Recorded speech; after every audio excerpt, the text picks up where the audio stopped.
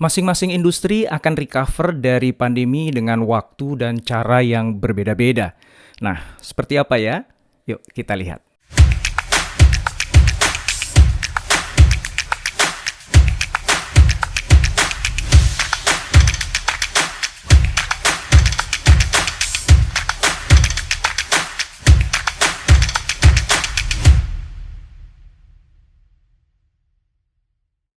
Ini adalah hasil kajian dari Bain & Company.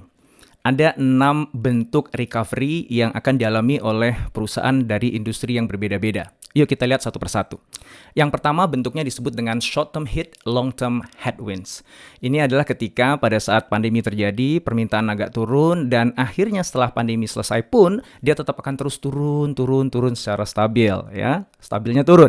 Ini siapa yang mengalami ini adalah mereka yang ada dalam industri traditional retailers. Nah, kemudian bentuk yang kedua disebut dengan short-term hit, long-term recovery. Jadi pada saat pandemi, permintaan agak turun dan kemudian dia agak sedikit bounce back walaupun nggak banyak dan cenderung relatif nggak berubah.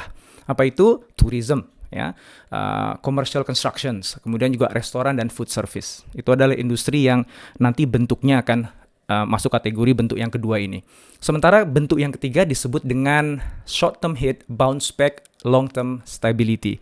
Pada saat pandemi ada penurunan jumlah permintaan, tapi kemudian dia bounce back, bergerak ke atas sampai pada konsumsinya yang sangat tinggi dikarenakan akan ada revenge buying dari market. Industri mana aja yang akan seperti ini? Automotive industry, luxury goods, select retail health, dan juga pharmaceutical trials. Dan bentuk yang keempat disebut dengan short-term spike, long-term decline. Ini ada permintaan yang cukup tinggi pada saat pandemi, tapi kemudian dia turun secara drastis. Ya, permintaan tinggi karena orang stockpiling, ya, dia beli untuk nimbun gitu.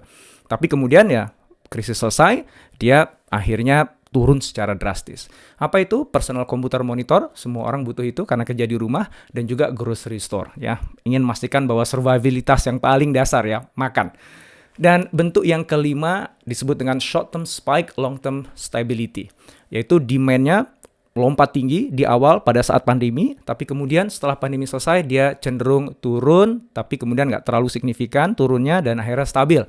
Ya, industri yang ngikutin bentuk ini adalah di nursing facility, at home service equipment, ya, alat olahraga di rumah, dan juga cable televisions.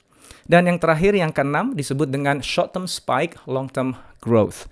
Ini adalah perusahaan yang ada dalam sebuah industri di mana permintaan itu cukup tinggi pada saat pandemi, kemudian sempat turun sedikit, dan kemudian stabil bergerak naik lagi. Nah, industri apa aja? Mereka yang bergerak di collaboration software, kemudian home health, dan juga online pharmacy.